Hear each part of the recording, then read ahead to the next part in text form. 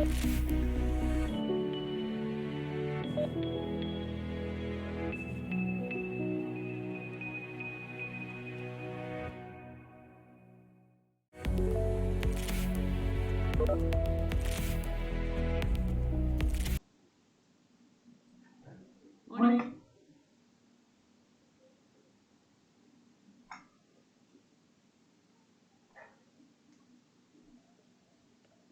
Okay, good morning, everybody. You're very welcome to our virtual coffee morning. My name is Kevin Purcell. I'm a journalist based in Brussels, and I'm your moderator this morning. Now, we're speaking about a serious issue, and our discussion this morning, I think, will be both interesting and educational. Can I just remind anyone who's joined to mute yourself just so we can see the video clearly.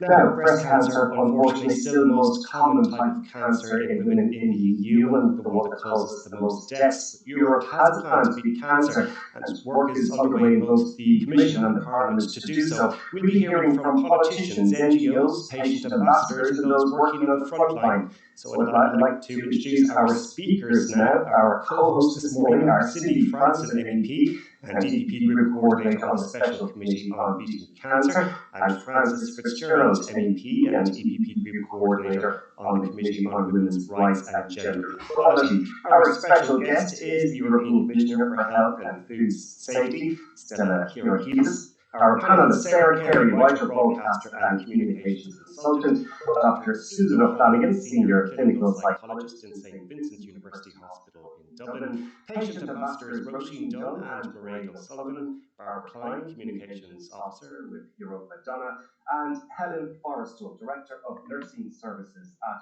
the Keating Foundation.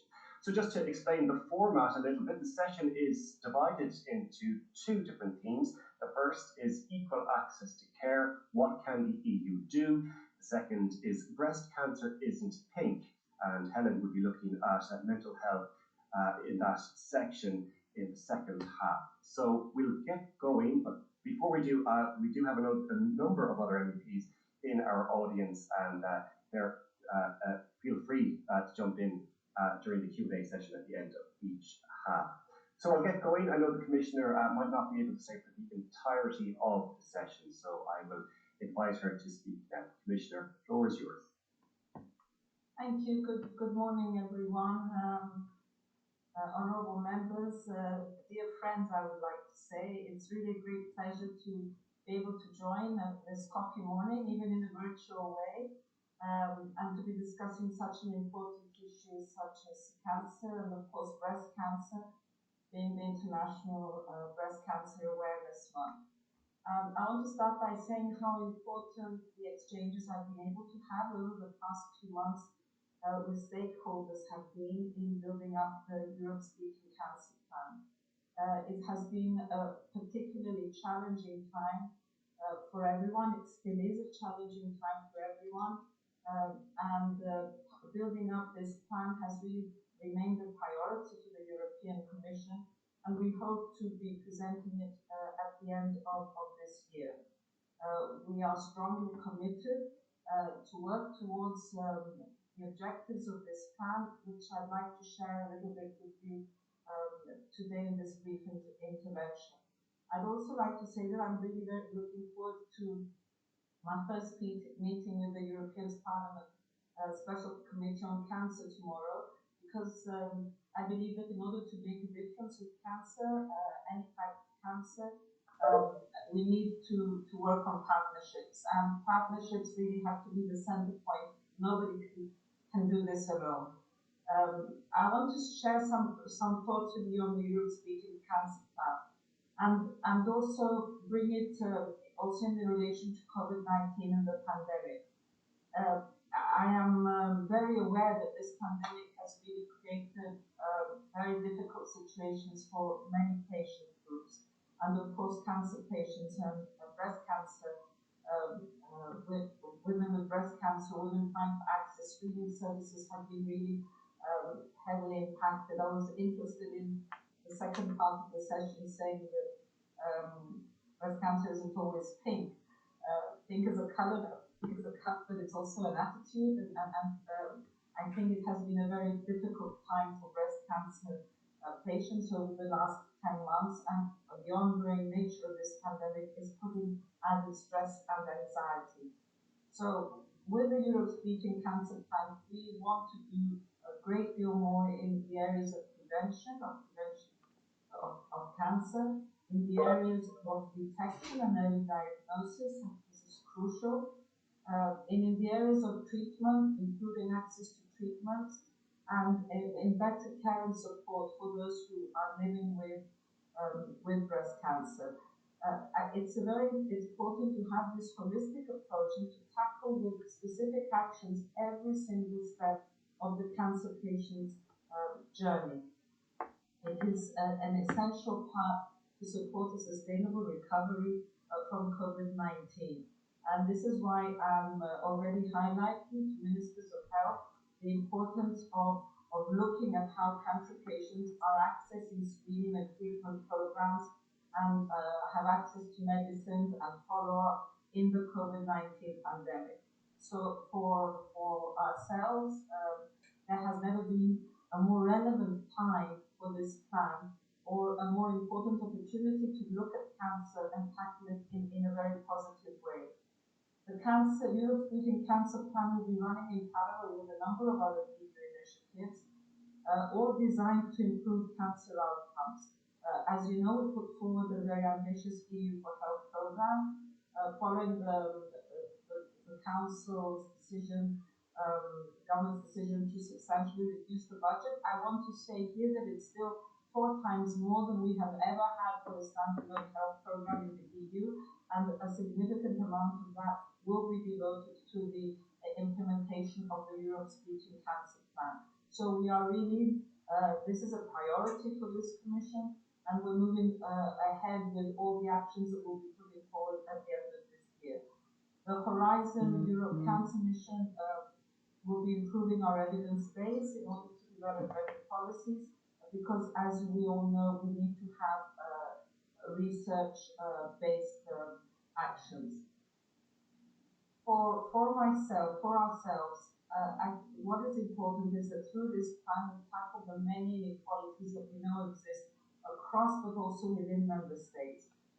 Anyone diagnosed with cancer, any woman or man diagnosed with breast cancer should have equal opportunities for optimal diagnosis and care. And this implies equal access to screening and diagnostics, care and support, to psychosocial care, to palliative care, to have access to new medicines and treatment. Cancer outcomes need to be determined by science and by policies which are in place, and not by luck or by the draw of the lottery. It's a priority for this Commission, as I have said. As many of you know, and I'm happy and really to see many good friends in this call. As many of you know, this is also very much a personal priority for myself. I'm a breast cancer patient. I can understand the challenges that are faced, and together with President von der Leyen, who has really made it her own priority, we are pushing ahead with this plan this year. After it's adopted, that's the first step. Then it's all our collective responsibility through our partnership to ensure its success, to ensure its implementation. And for that reason, I really look forward to working with you and making a difference in changing the face of a disease that affects so many hundreds of thousands of European citizens and their families. Again, thank you for the opportunity to be here. I'll stay in the meeting as long as my schedule today allows. But there are other members of my team who are also in the meeting, and they'll be able to feedback me on anything discussed. Thank you so much for the opportunity. Thank you, Commissioner, and thanks for taking the time to speak to us this morning. We do appreciate it. That's the view from the Commission. Now, maybe to pick up on some of the points raised there and perhaps explain a little bit about what's happening in the European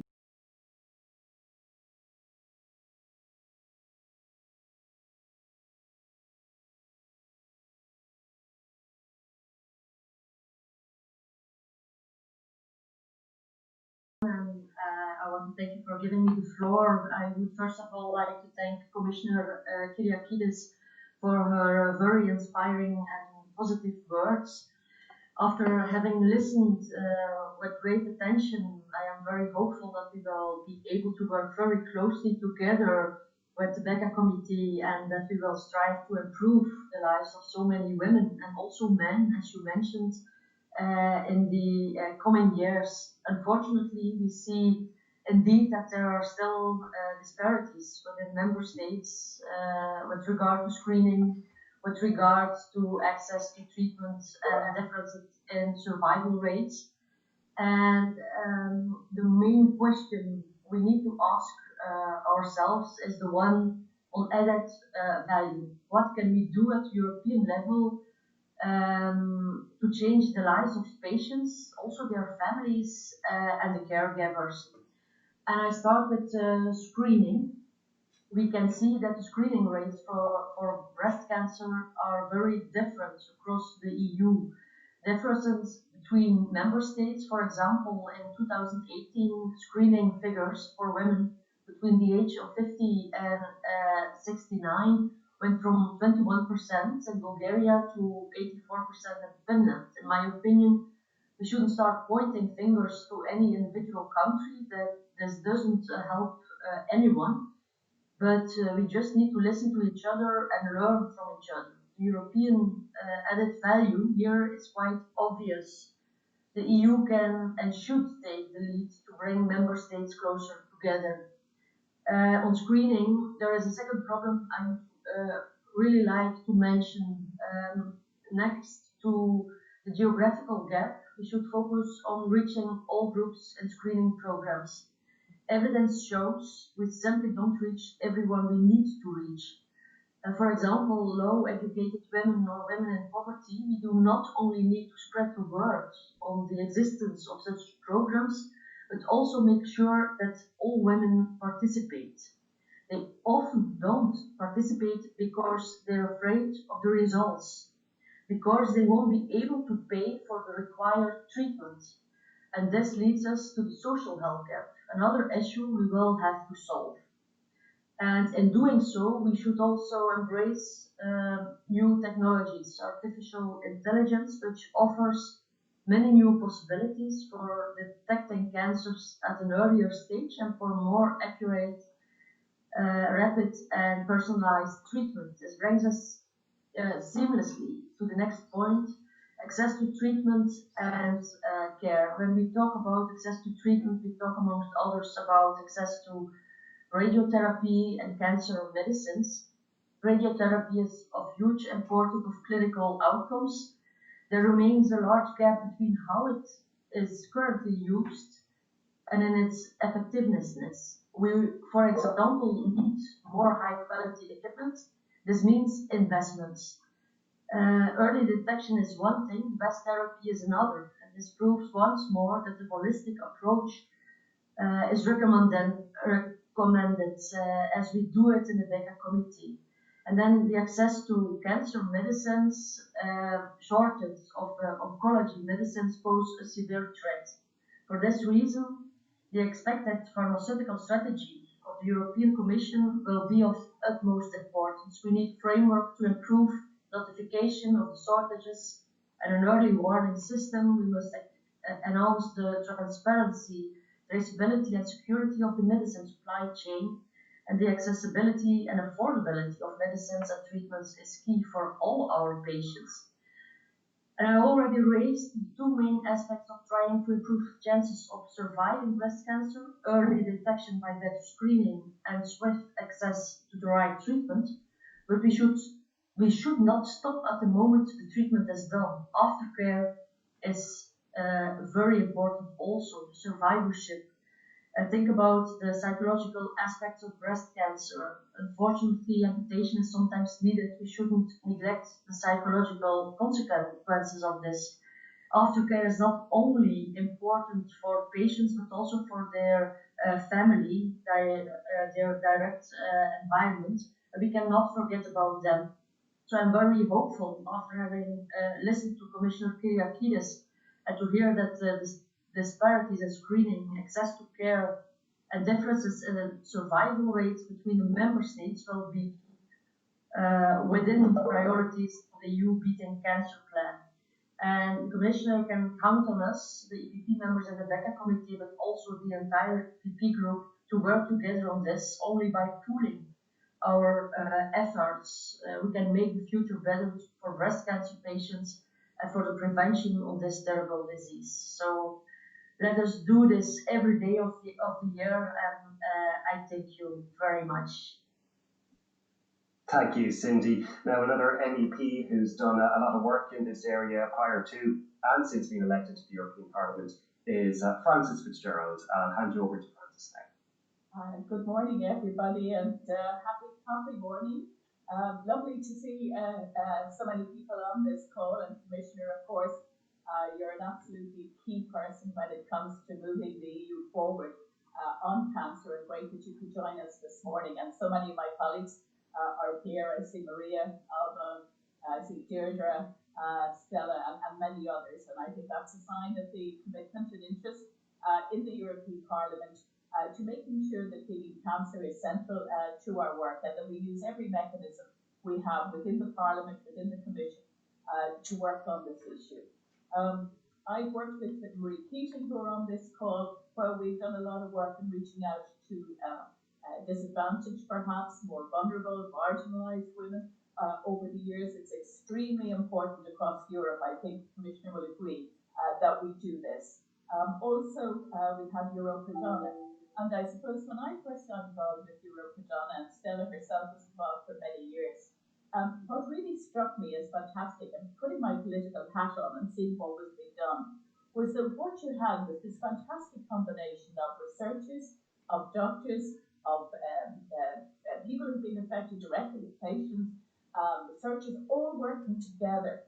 And my absolute belief is that if we have in breast cancer a fantastic model of work, actually, I think we can teach some of the other areas of medicine quite a lot for the way that the attitudes have developed within the breast cancer community, if I may call it that, in terms of working across disciplines and bringing the best knowledge together, listening to the advocates, working with the researchers, the doctors. And just recently I worked with the Transforming Breast Cancer Initiative, of which I'm chair. We had a session, and it was really interesting to see that very rich dialogue going on. And I think at its best, that's what the Commission and the Parliament can do. It can bring all of those groups together to make sure we work out what are the current issues, the challenging issues, and the pathways forward. And it seems to me that obviously COVID is an entirely new challenge, and the lens through which we see everything in the Parliament now really has to be COVID. It's digital as well, it's climate and equality, but COVID is the big challenge. And in relation to medicine and accessing care, it's to really get across the information education piece about do continuing your screening, do talk to your GP if you have a symptom. And it's great to see people like Sarah and Kevin from the world of the media here, because we've got to get those messages out in an ongoing way. It's really critical. A couple of points. Cindy has covered quite a lot, as has the Commissioner. But a couple of thoughts that have really, if you like, inspired me in my recent contacts in relation to the pathway forward. It's a bit like gender equality. It never stops. You know, you've got to continue. People are at different stages. You've got to continue the work. New challenges arise. COVID is the big challenge at the moment. But equally, when you start looking across the European Union, I'm actually very shocked at some of the statistics. When I heard that there are 9 countries without an accredited breast cancer centre, I mean, that really makes you an accredited cancer care centre. That really makes you think about the differentials across the European Union, the very different opportunities that women and men with breast cancer have to access high quality care, high quality treatment. When you look at advanced breast cancer, you see that the stigma is very strong there. Now, you know, I've listened to papers on doing away with the stigma of advanced breast cancer. Now, does anybody think there's still a stigma? Apparently there is. It's still there. And 2 interesting concepts that I came across that will be well known to the community who work on this. One is the right to be forgotten. And that's quite interesting, because we spend a lot of time talking about we have to remember. But from an employment perspective, perhaps after a certain period in terms of employment.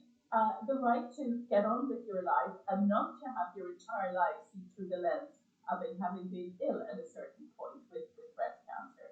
And then there's the right, as I say, to be forgotten, to be remembered by the employer, of course. You want to be remembered by the employer, but to be forgotten from the point of view of when it comes to insurance and mortgages and so on. So the employer to remember, and then that it can be put into its right place, both in employment, of course, but also when it comes to looking for insurances, mortgages, and so on. And I think these are real issues that impact on real life day to day that we have to be very clear about. That we have to look at the entire span of one's life and the different issues that come up in relation to access to health, access to work, and then how the community actually views breast cancer. So those are my thoughts, my initial thoughts for this presentation today. I think it's a unique opportunity in the Parliament at present. With the Commission plan, with the intergroup on cancer, and so on, the Beating Cancer Plan. EPP is hosting and has organised this morning. Fiona, thank you for all the work you've done. We have a lot of work to do on an ongoing basis, but I think great progress has been made. But then there are GDP issues about sharing research, how the difference between research and clinical practice, getting the best from clinical practice, and back to the researchers is another key issue, those relationships. And also, I think, making sure, and I've no doubt the Commissioner will work on this, that innovative medicines, new medicines, get as much support from Member States as the older medicines, and also new technology, and making sure that countries are using new technology as opposed to very old machines. A recent survey has shown that in many countries there's huge variation, particularly in the last number of years, in terms of the quality of the technology that's actually being used. So plenty of work to be getting on with, but I think great motivation in the Commission, both from the President of the Commission, from Stella, and indeed across the Parliament, across all the political parties. So I think it's a good time, but very important that we keep the pressure on and we keep highlighting the ongoing issues in order to make sure we have that better equality of access, diagnosis, treatment, and so on. Thank you very much, Kevin. I'll leave it at that. Thanks, Frances, for that, and thanks for taking time out of your bank holiday Monday morning to speak to us today. So now we have about 7 minutes for questions or comments in this section, and for the MEPs in our audience, maybe if you want to jump in now, maybe identify yourself. But before we get to that, I'll get the ball rolling. And the MEPs there and the Commissioner indeed spoke about inequalities between member states, and I want to find out a bit more. I mean, if we look at survival rates, for instance, in countries like Sweden, they're 20% higher than in places like Slovakia. I know, Cindy, you said it's important not to point fingers, but I mean, how do you think, what's the first thing we can do to try and reduce this gap in inequality across the EU member states?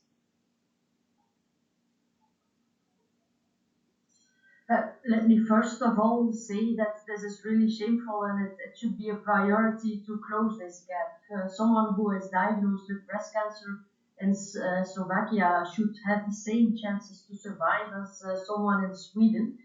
Actually, the things I said earlier are applicable here too. First of all, early detection and screening are essential. More patients can be saved by closing the two gaps in screening I mentioned, both socially and geographically. Secondly, access to care and medicines. We need to reduce the social gap inside member states, but also between member states. It's really not acceptable that citizens of the more wealthy states could have access to better care and medicines than in other states. The quality of care needs to be improved and more harmonized throughout Europe, throughout the Union. And the most important tool of doing this is to pool and share all our expertise and knowledge between the member states. There should be better cooperation and communication between centers of excellence. For example, the European reference networks could play an important role in this one. Thanks for that, Cindy. I think Maria Graça Calvallo would like to speak now, if you can unmute yourself. Thank you. Thank you very much. Good morning to Commissioner, all the invitees, colleagues, everyone attending this very interesting meeting, and I would like to thank the organizers for this meeting. I would like to stress the role of research, as Commissioner has said. It's very important for the scientific base, but not only, it's also very important to address the better treatment, better diagnostics, better way of living with cancer and after cancer. And the research suffers many of the points that have already been stressed here for the cancer in general. Fragmentation in the research, but also fragmentation of the data. We don't have enough cooperation on data at the member states level in general in research, but it's particularly problematic in the health research and in the cancer research. So we need to work more on increasing the critical mass and the cooperation of research in cancer all over Europe and in the exchange of data. And the mission is a starting point, is a very good starting point, the cancer mission, but we need to pursue and to do more on this field of the cooperation to advance science, because it's only if we have critical mass and work together that we can advance. It's very important for cancer that we advance more on the scientific field. Another interest point is the inequality in member states. It is proved that the inequality in research gives rise to inequality in the healthcare, and you can see a parallel. The countries that invest more in research are also the ones investing more in healthcare, and the opposite. And we have a huge gap in inequality on health research in the member states, and that is something that we are also very worried, and we should look. We should not be only looking at the research that we do financed by the European Commission, but we should look at what is going on the member states, and this idea of putting strengthening the European research area, looking at the member states and linking what is being done at the European level and the member states level is very important. In all the fields, but special on health and special on cancer. So thank you very much, Commissioner Kyriakides, for the support that you also give to the health and the biomedical and health research. And we have a lot to do during the rest of our mandate, also linking the health and the research that is so important. Thank you very much. Thank you, Maria, for those comments. We have a question from one of our panelists. I might ask Francis Fitzgerald to come in on this one. Sarah Carey asks, what is the role of drug approval in the EU in treating cancer? Can the process be improved and help increase access in member states? Francis.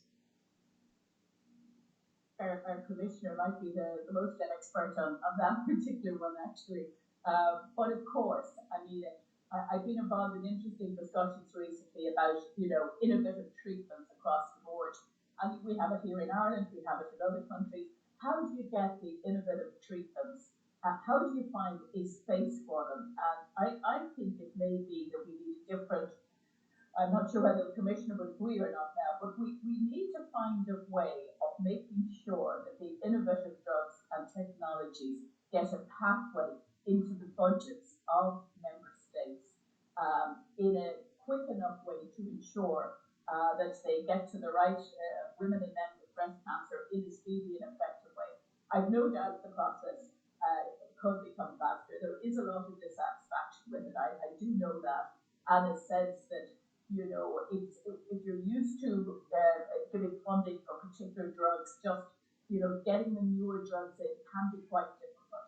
And it may well be that we need new stakeholder groups around that. It's one of the suggestions that's on the table at the moment, that we would have a new stakeholder group looking at this issue in particular across the EU, working more effectively together. But I would very much like to hear what the Commissioner has to say about that, because I've no doubt it's an area she's been looking at. Thanks, Francis. I wasn't sure if the Commissioner was still with us. I think she is. So briefly, Commissioner, because we're over time, just on that question of access to medicine. No, I'm still here and listening very carefully. I'll be very brief. So much has been said that I feel that I would like to comment on. I can understand that this is impossible. But I would say that from the very beginning, what we need to do is build on partnerships across the board. This has been mentioned. Nobody can tackle and implement a Europe's leading cancer plan on their own. So this is why we need to have everyone on board, and it's part of my ongoing work, the continuous consultation with everyone, and especially the European Parliament. I think here is crucial. I want to say something on the right to be forgotten, because this is included in the Europe's leading cancer plan. It is very important. It's not it's not so much the right to be forgotten, but it's the right to have social and other rights for anyone who's been through breast cancer. The right to insurance, the right to employment. This is what we need to safeguard. This is equality at every level. And metastatic cancer, metastatic breast cancer, women who really we need to look at their cases. We need to address their issues. It's totally different needs. And this is also going to be addressed in the European Cancer Plan. And coming to innovative medicines, I'll just say in 2 words, it's a huge issue. We're looking at it in the European Cancer Plan, but more than that, we have a new pharmaceutical strategy that is going to be coming out in November, and it is also going to be addressing this. And in the European Cancer Plan, we're looking also at, for example, pediatric cancers, which really have a huge issue with innovative medicine. So the European Cancer Plan is not a standalone plan that will solve everything on its own, but it will feed into the pharmaceutical strategy. And so one will support the other in terms of having access to care and innovative treatments as well. Thank you. Thanks, Commissioner. We'll move straight on now to our second topic, and it's an issue that is sometimes forgotten about when it comes to cancer, and that is mental health and the daily struggle many people face daily, particularly during the COVID-19 pandemic. To set the scene, we have a short video from the Keating Foundation, and right afterwards we'll hear from Helen Forrestal, Director of Nursing Services there. So we'll play that video now.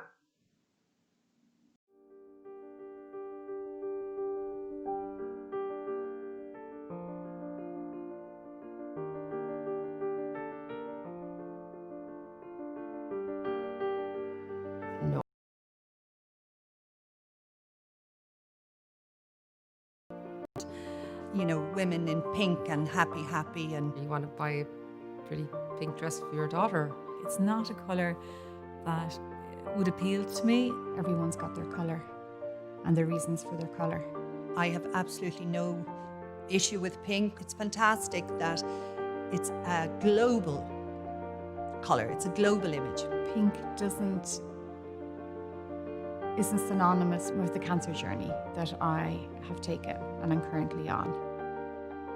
My cancer is a stronger colour than that. My cancer is purple. There was that, purple colour coming into my life about grieving for the life that I won't be living. When I see cancer, I see white. When you have your mammogram, cancer shows up as white. Some people say it's like looking for a snowball in a snowstorm. I would pick red because it screams fear, it's danger, you're afraid, you don't know what's going to happen over the next 12 to 18 months. The fear associated with the colour red never leaves you, and it will never leave me. It's embedded in me now because the fear of reoccurrence. It's that sea blue. It's that feeling of sometimes like you're drowning, and sometimes that you're free as the blue sea itself. It's like something it's there and it just goes on forever and ever. In the Keating Foundation, we are with patients every step of the way, and we've talked about that. Cindy, you brought it to the fore there as well. It's not just about early detection, it's early detection and screening. One of our philosophies is to make cancer less frightening by inviting. So making sure that people are not afraid to come forward and to be screened. We work very much in marginalised communities also, trying to make it less frightening so that people do come forward. And also survivorship is a huge part of the work we do, and we'll learn a little bit more about that in this session. So our breast cancer awareness campaign this year has been Breast Cancer Isn't Just Pink. It's been very much part of patient-centric care. So we've had patient involvement within this, and it came from a campaign we ran last year around Glam Up Your Bra. And we discovered, and rightly so, that breast cancer isn't just pink for everybody. It's not pink and fluffy, but we do acknowledge and we accept also that it is a global symbolic, colour for breast cancer. And that is fantastic because we all need to acknowledge and be in the same space. But breast cancer, this year we've discovered, is a kaleidoscope of colours and emotions are often affected. And Kevin mentioned about mental health in all of this. And this is where we're coming from. It's very emotional for people. It's not just pink. So the Keating Foundation launched a new campaign to mark breast cancer awareness this month, and through a focus group of women.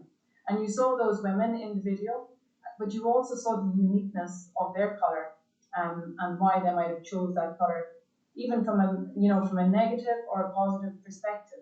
It had a dual kind of understanding and appreciation. We do appreciate pink. However, we know that many patients experience darker moments and have difficulties dealing with the stark reality of the cancer that they've been diagnosed with.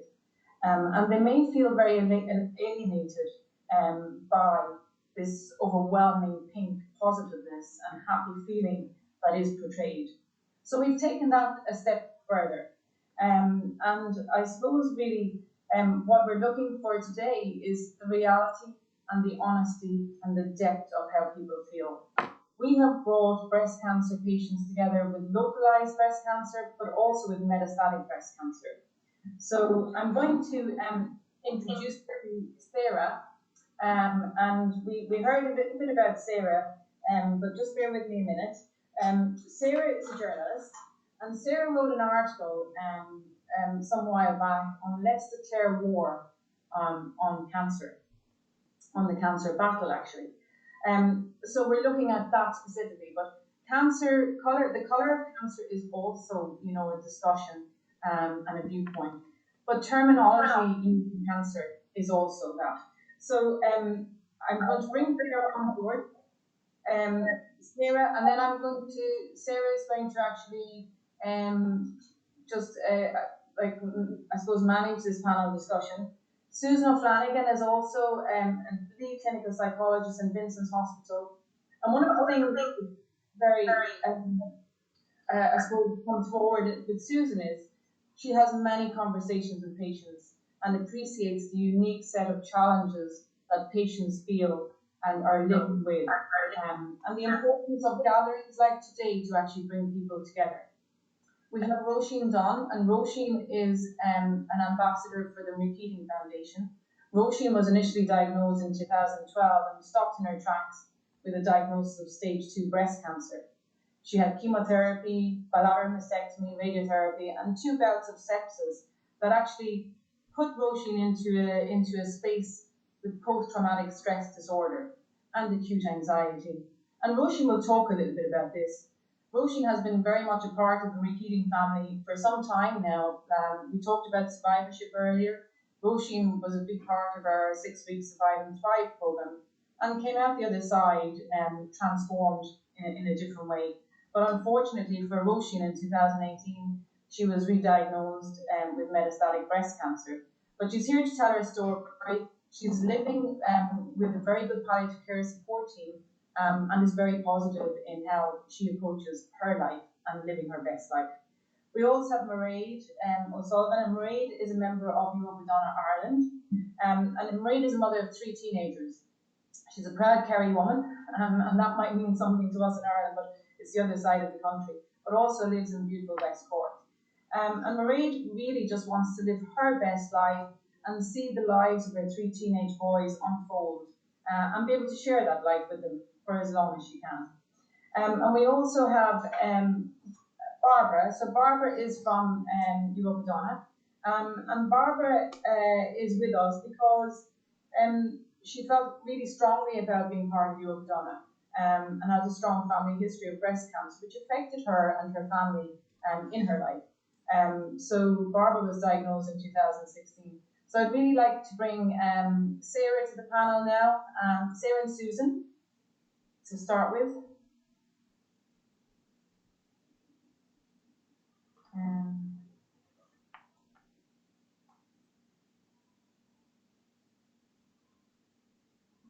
Sarah, are you able to come forward there?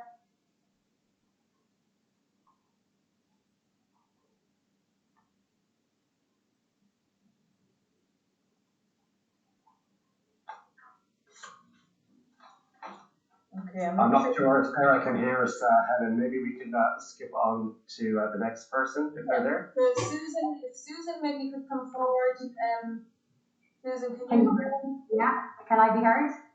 You can, we can hear you. Thanks, Susan. Perfect. Okay. Good morning, everybody. I'm really thrilled to be and honoured to be part of this webinar today. I think Sarah, who was about to speak before me, as Helen said, wrote an article about this battle language and this idea of positivity that's really prevalent within cancer culture. And I suppose Sarah wrote this from the point of view of the media, from the outside in kind of view.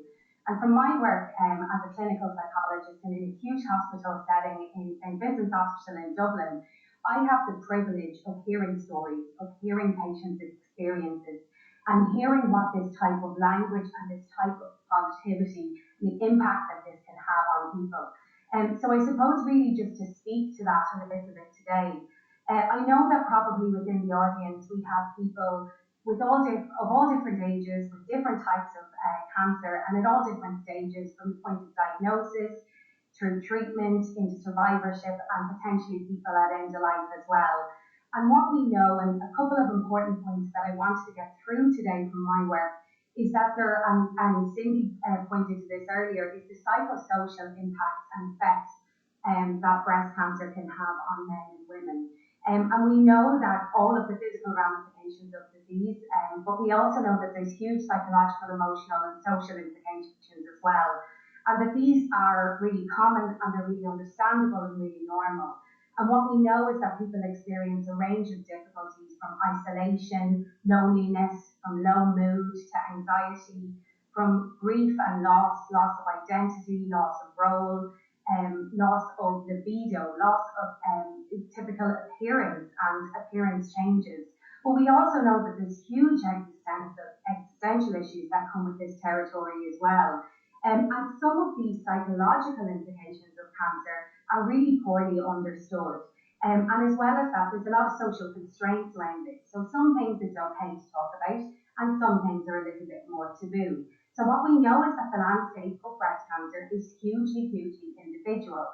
And even though it's a very individual landscape, what we know is that within cancer culture, there's often this idea of a one-size-fits-all. We have a lot of battle language. We have a lot of kind of stay positive.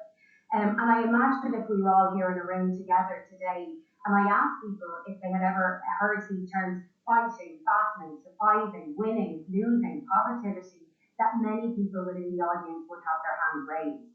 And what we know is that cancer battle language is helpful for some, but not for all. So the experience of cancer is really individual, but also how people cope is really individual. And within cancer culture, there can be a huge pressure on people to maintain these kind of ideas of being positive and this kind of battle language or attitude.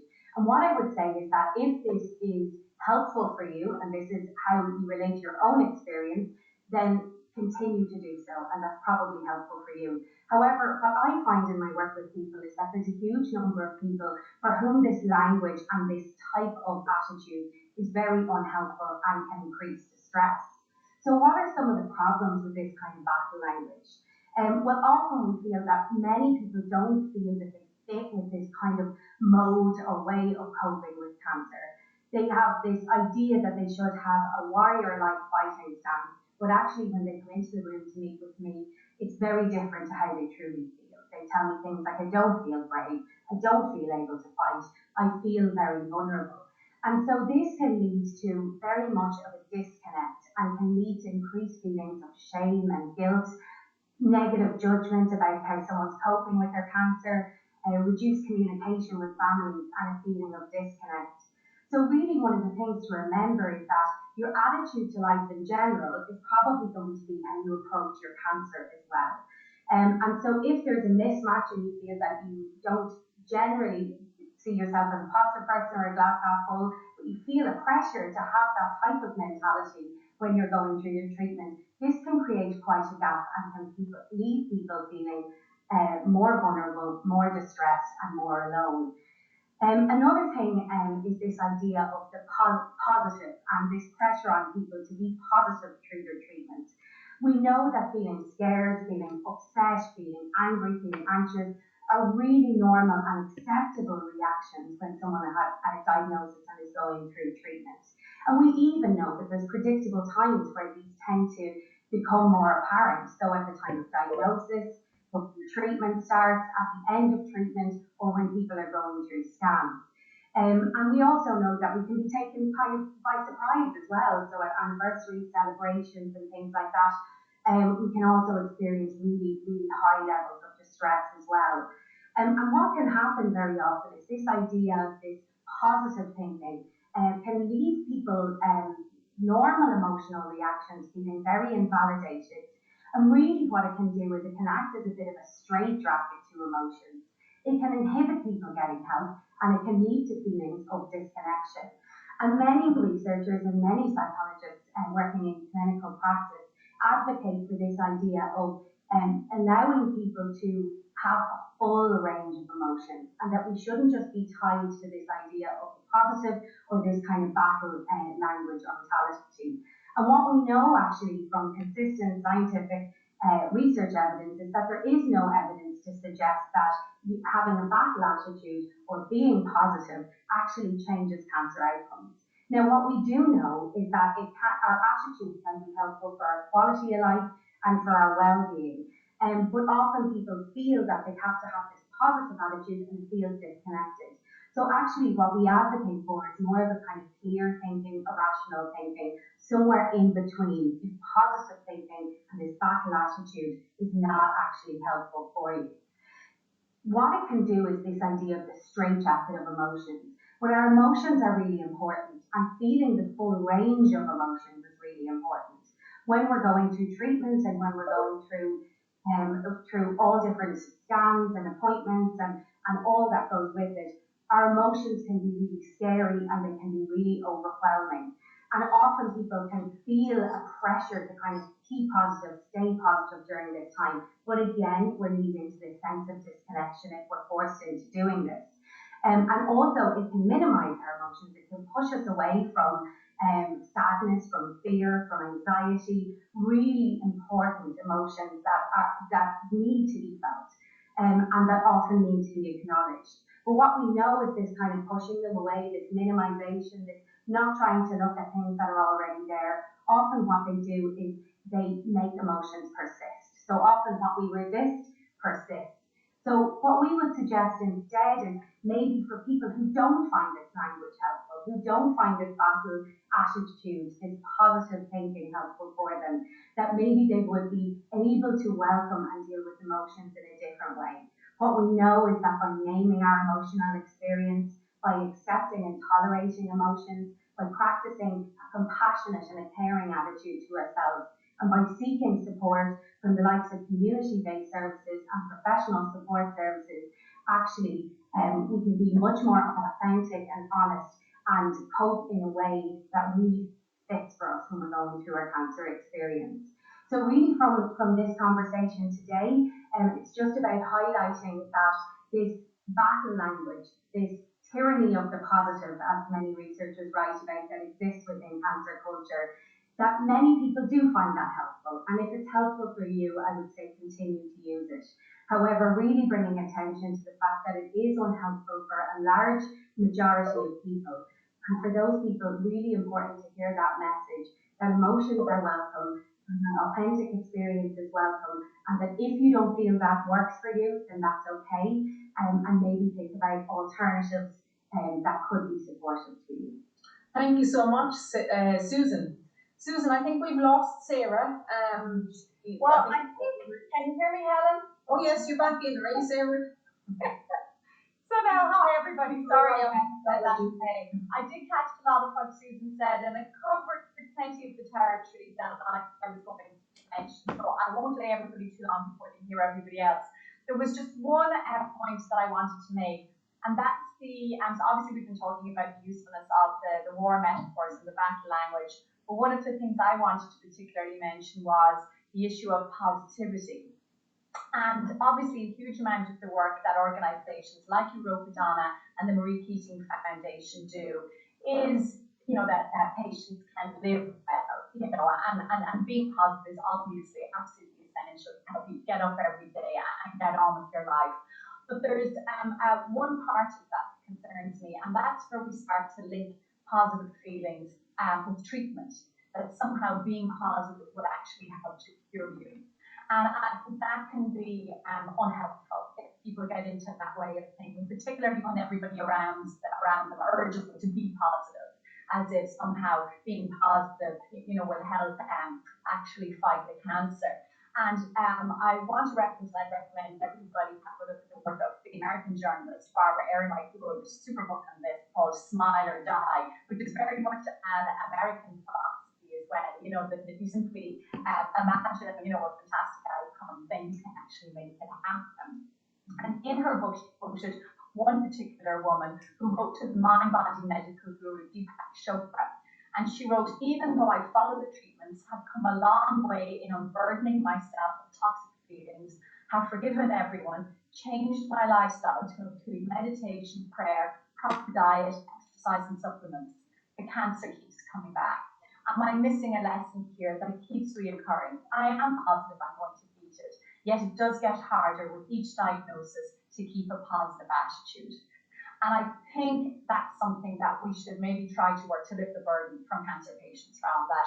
It's one thing to try and live each day well, and another to believe that if you're scared, if you're angry, if you've all these negative feelings, that's not going to impact on your prognosis. And it is okay to have those feelings, and it's okay to admit to them. So I will leave it there for the minute, and we can come back in and chat a little bit more about that with Ray, Barbara and Roisin. Yeah, so we might bring Roisin, Marie and Barbara in if we can there, because these are the people who are living with cancer, with breast cancer and metastatic breast cancer, and they know how it feels. And they're going to tell us, and hopefully if we can get them in. Roisin, I wonder if we could bring Roisin in. Yeah, hi everybody. And hi, Roisin. Yes, I've metastatic breast cancer. I've been dealing with cancer for almost 9 years now, and at the moment it's metastatic. But I've certainly found that the mental issues of cancer are harder almost than the treatment for cancer itself. There's a huge onus on me. People keep telling me to fight, and are you eating properly? Are you doing all the right things? It's not my fault I've gotten the cancer, and I can't cure my cancer. So why is it probably the only illness I know of where there's a certain amount of onus on me, according to other people, to deal with it and to cure it and to make myself better? Have you tried eating whatever, drinking grasses or eating certain foods because that will help your cancer? Don't eat this because that's feeding your cancer. Don't do this. Are you getting enough rest? Are you continuing to battle? Are you staying strong? None of those things are going to help my cancer to be cured, but people certainly make you feel that there is an element of your own curability, if you like. And I certainly have to live with an awful lot of guilt on top of the treatment and the other things that I go through. And Roisin, would you be able to liken that experience? I mean, it's exhausting even listening to how you feel about all of that. But can you liken that experience to someone else who might have been sick in your life or in your family? My dad had a triple bypass about 13 years ago, 3 or 4 years before I was diagnosed with cancer. I have never heard anybody tell him to go and drink certain drinks, or are you eating properly, or How are you battling? Are you staying strong? People come to him and say, now make sure you're resting and you're working, things will improve and take it easy. But they don't tell him to battle or to continue to fight. And his, it's no different. He had a major illness as well, but the onus is not on him. The onus is on the people around him and his medical team to help him. Whereas I feel with cancer, a lot of the time the onus is put on us to stay strong and battle. And then you hear somebody has lost the battle. They haven't lost the battle. Nobody is going to want to lose the battle. But it's not us. There shouldn't be the guilt factor as opposed to somebody with a stroke or with a heart disease or anything like that. Yeah, sure. Mairead, would I be able to bring you in here? I know we're running out of time, so I'd like to bring Mairead and Barbara in if we can, just to see how Mairead and Barbara feel and maybe what experience they've had in the battle, declaring the war, as you say, Sarah, on the cancer battle. Yeah, and of course, I'm the same as Roisin, the amount of people that suggest the various things. I'm living with cancer 13 years and with metastatic cancer that's 3. And I put it down, what I had said 13 years ago, my children were from 3 to 7. I just wanted to see them growing up for as long as possible, and that has been my wish. And I thought I need to focus on that. And sometimes people say to me, how, you're so positive, how would you do it? And I just turn it, the way I look at this, we only all have to live. We live in the moment. We all sit into our car and we go on a journey, and we always assume we get out of it. And some people aren't that fortunate. So I thought that's the way I treat it, is I'm doing my best. I want to be there to see. The small children are now teenagers, and one of them is after moving up to teenage years, and that's great. And I just want to see that story for as long as possible. And yes, but I want to live well in the meantime. That's how I look at it. Okay, without all the challenges of what people might say to you. And it's not that I didn't fight or that I gave up the fight. We're all doing our best. And like Roisin said, if we had any other illness, none of those words would be used for us. Sure. Okay, thanks, Mairead. Barbara, are you able to come in? Yes, I'm here. Hi, Barbara. Hi. How are you in all of this conversation, and how does this, like, declaring the battle on the cancer war, feel to you? Well, I mean, I think I came in from a little different perspective, I think, than Mairead and Roshan, in the sense that I kind of lived my whole life wondering, when it was going to happen, not if, because of my family history. So for me, when I was diagnosed, it was like, okay, now I can get on with it. I can do what I need to do to get on. And my youngest was 4 when I was diagnosed, so the same as Mairead. I wanted to do anything that I needed to do to be able to see him grow up. And so I kind of pushed headstrong, along, in it. I think partially working for Europa, Donna, and being involved in it, we talk in our prevention programs as well, that, you have to be careful also how you phrase things, because women do feel guilty because they think, I did everything I needed to do. I ate properly. I don't smoke. I don't drink, but they still, you can still be diagnosed with cancer even if, you take all of the precautions. So I kind of came from it, as I said, from a different aspect. And also, like Mairead, somebody, metastatic breast cancer patient at one of our first meetings said, you have to live your dash. And I really love that phrase, because, you have to live every moment, and you learn to really, to live in the moment, and you don't sweat some of the small stuff that, maybe before, would weigh heavily on you. You kind of learn to let go of more things and really focus on, what you want to do and what you want to get out of life. But as you say, everybody takes it differently. I mean, everybody handles it, even, as Susan was saying that, everybody has a different way of handling it, and you can't just have one standard approach. And I think people have to, they have to respect how somebody handles it and how they want to handle, their diagnosis and their treatment. So you, yeah. Sarah, do you want to come back in there?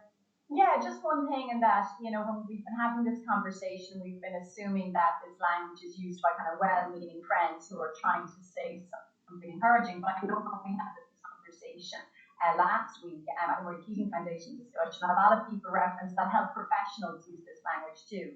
And one lady said that the doctor said, well, we're in a war and we're in this together and we're fighting together. And she said, I didn't choose this war. I don't want to fight this war. So it's actually a conversation we need to spread amongst health professionals and not just the well-meaning friends. I think that's important. Yeah. And Susan, maybe one final word from yourself as we're out of time, but Susan, as a healthcare professional yourself, what would your word of advice be to healthcare professionals? I don't know. Yeah, I mean, I think I'm really, really grateful for the three ladies there for sharing. And I think even with a sample of three, we see that people have really different experiences and people have really different needs. And I think that's exactly the message for healthcare professionals, that kind of taking the pulse of the person that's in room with you, and maybe taking that opportunity to ask that question, what works for you? Because for some people, that idea of that fight and that battle and staying positive will be really effective and helpful, and they'll want their healthcare professional to be right there with them. And for others, it will leave them feeling disconnected and feeling that sense that the ladies have talked about, that guilt and shame of not doing things right. So I would suggest that one size fits all, taking that approach from a healthcare professional point of view as well, and then led by the experts, which are the patients in the room. Absolutely, I totally agree. And I think we'll sign off maybe from the conversation by thanking Marie, Barbara, and Roisin for their very valuable, human, honest input, and live that dash. And I suppose more important than ever in COVID and in cancer care is, please stay connected. We're in this together, and we will look after each other. And they're my final words. So. And Kevin, I think you're going to come back in. Thank you so much. Thanks, Helen. I don't think I can add much more to that. We really appreciate everyone's time this morning, the Commissioner, our co-hosts and panellists, and we'll be keeping a close eye on the work of the European Commission and the European Parliament over the coming weeks, months and years ahead. Hopefully to see a better outcome for everyone affected by cancer. Before you go, make sure to follow our EU Can Beat Cancer pages. We're on Facebook and Instagram. #EU Can Beat Cancer on Twitter. So that's it from us. Thank you for taking part and have a very good morning.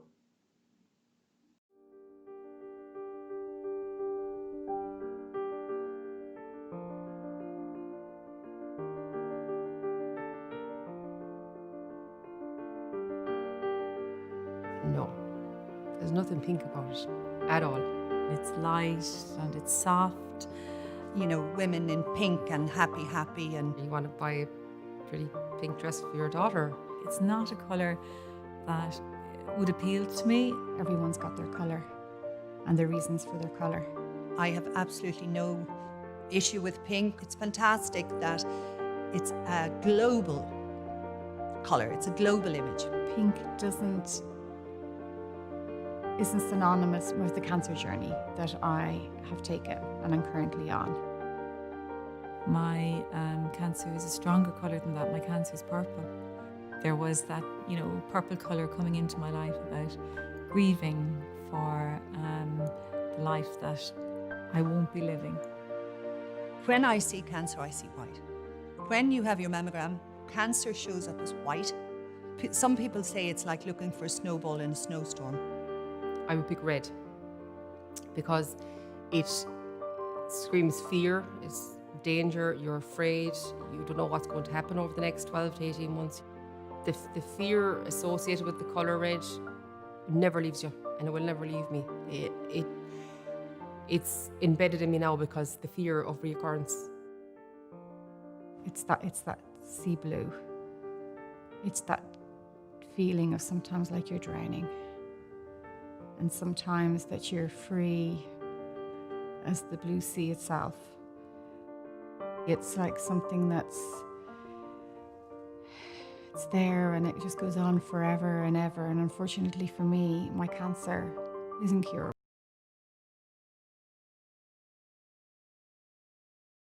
It's a forever. I don't categorize it as whether I'm a better person or a worse person. I'm a different person. I'm different in lots of ways. There'll always be a level of fear. I mean, I still have to take that tablet every day, my bedside locker. And so every time I open the locker to take that every morning, it's just a reminder. I have accepted I have cancer, and the type of cancer I have will always live with me. So being able to accept it, it helps me to live the rest of my journey, whatever that will be.